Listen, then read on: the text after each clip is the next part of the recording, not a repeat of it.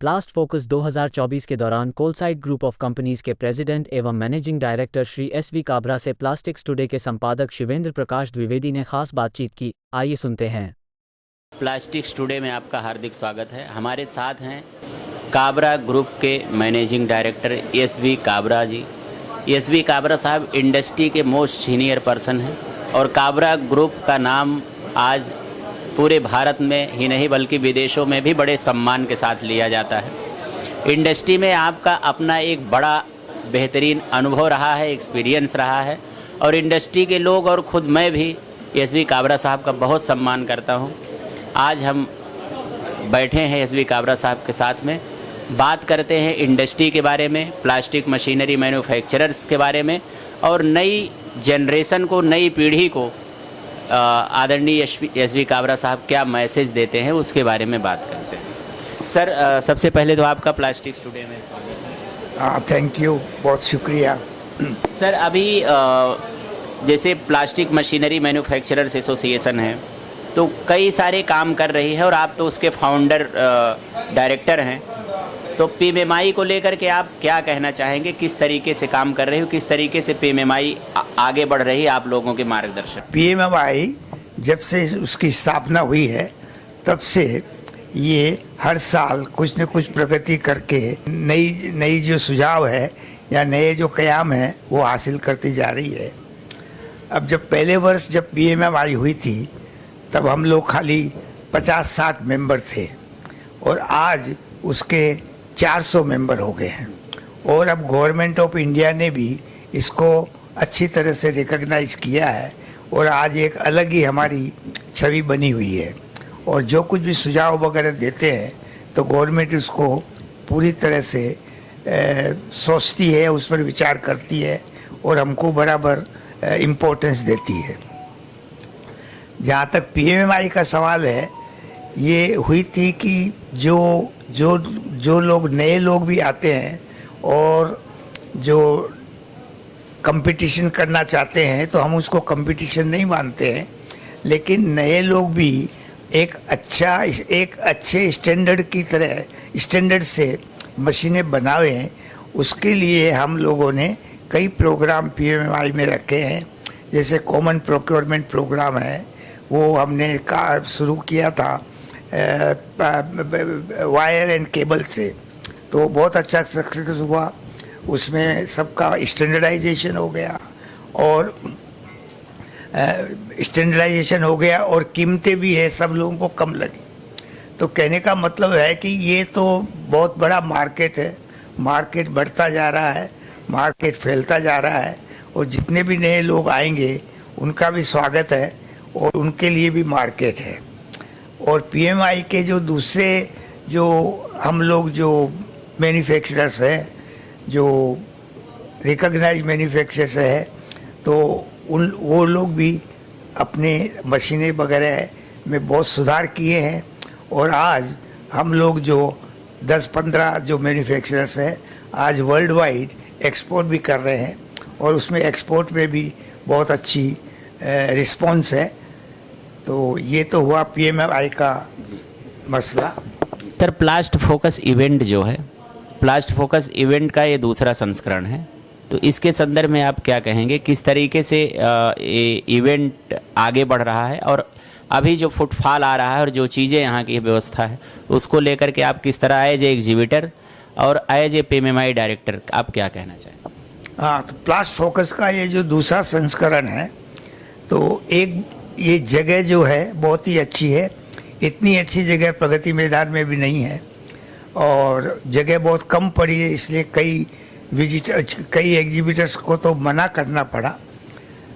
लेकिन अगर तीसरा हॉल भी अगर बना दिया तब तो ये बहुत ही बड़ी जगह हो जाएगी और बहुत अच्छी सुविधा है। यहाँ से मेट्रो का बहुत अच्छा कनेक्शन है। तो जहाँ तक ये दूसरे का सवाल है, उसमें एक बात ख्याल रखनी चाहिए कि इस एक वर्ष में 3 बड़ी मेजर, ये तीसरी मेजर एग्जीबिशन हो गई प्लास्टिक की। प्लास्ट इंडिया थी, उसके बाद में प्लास्ट डिवीजन थी और अब ये हुई है।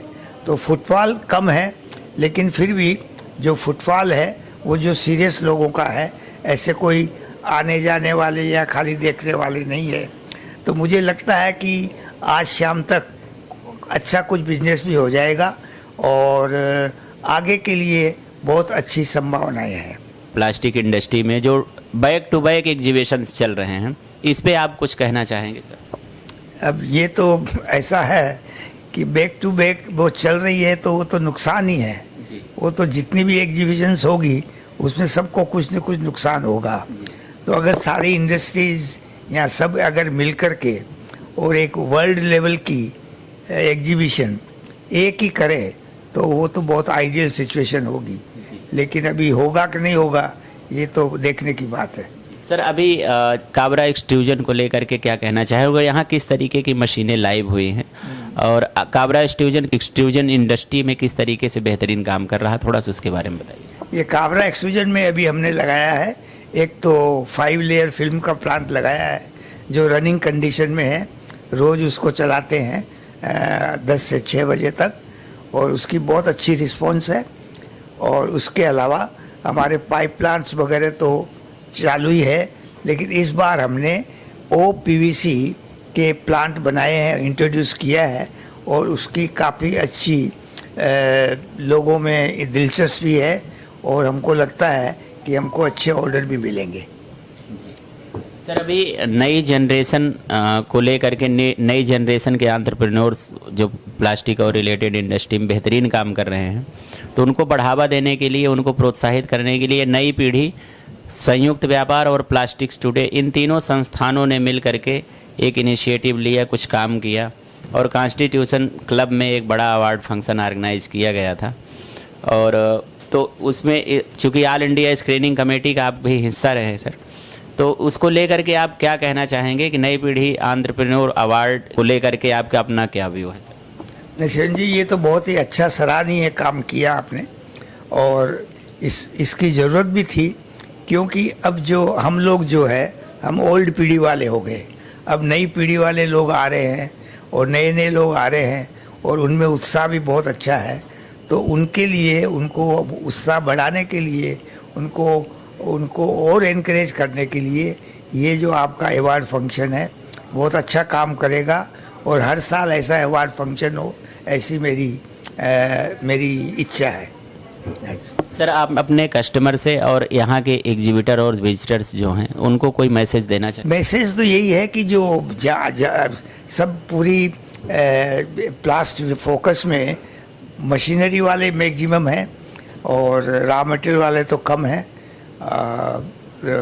प्लास अपने मास्टर बेच वाले भी कम हैं, लेकिन मशीनरी वाले सब है। सब तरह की मशीनें यहाँ दिखाई गई है, एक्सट्रूजन हो, मोल्डिंग हो, ब्लो मोल्डिंग हो या और भी कोई तरह के जो ये मशीनें हैं वो बताई गई है और बहुत अच्छी अच्छी टेक्नोलॉजी है। और उसके लिए जो भी उनको लगेगा विजिटर्स लोगों को, तो वो अपना इसमें देख कर के चॉइस कर सकते हैं और इसका भविष्य बहुत अच्छा है। जो नई जनरेशन हमारी इंडस्ट्री में आ रही है उसके लिए आप क्या कहेंगे, कुछ खास मैसेज आप? नई जनरेशन के लिए तो यही है, प्लास्टिक इज ग्रोइंग इंडस्ट्री और प्लास्टिक की ग्रोथ है वो तो दिन प्रतिदिन बढ़ती जा रही है। इसमें नए नए इनोवेशंस भी हो रहे हैं। जो रिसाइकलिंग का जो प्रॉब्लम है वो भी सॉल्व हो रहा है। आज देखते हैं तो कम से कम 10 से 15 कंपनियां तो यहीं हैं जो रिसाइकलिंग की मशीनें बना रही है। तो कहने का मतलब है कि वो तो एक उसका पोर्शन है, लेकिन इसमें कई नए नए प्रोडक्ट, कई नए नए आइटम आ रहे हैं और वो अपने इनोवेटिवनेस से इसमें सुधार कर सकते हैं, आगे बढ़ सकते हैं। बहुत धन्यवाद सर। Thank you.